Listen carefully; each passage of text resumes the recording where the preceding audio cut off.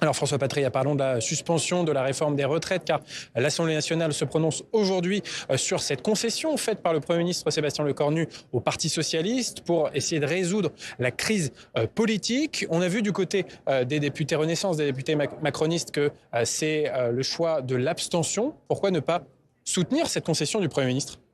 Je crois que il y a beaucoup de députés Renaissance, macronistes, au-delà même du parti Renaissance, qui ont courageusement voté cette réforme, que je juge nécessaire, que nous pensons tous indispensable. Nous pensons qu'elle n'est même pas suffisante.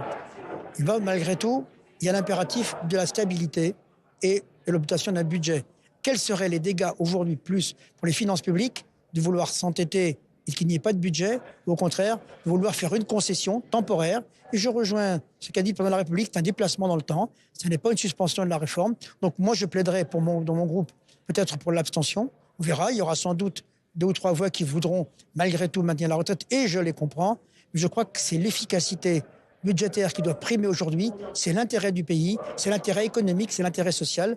Donc c'est dans ce sens-là que je prêcherai pour mon groupe. Et en même temps, quand on voit la tenue, le ralentissement aussi des débats budgétaires à l'Assemblée nationale, est-ce que vous pensez que la France peut avoir un budget, même avec cette concession sur la suspension de la réforme des retraites? Je pense que si je compare à ce qui s'est passé l'année dernière, ou avant ce budget, les choses évoluent lentement, par petits pas, par concession, par entente. Le dialogue est établi aujourd'hui avec des forces de l'opposition qui ne voulaient pas le faire avant.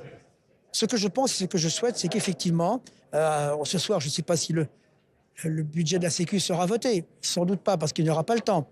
Il y aura sans doute un vote sur le budget le 23 à l'Assemblée nationale.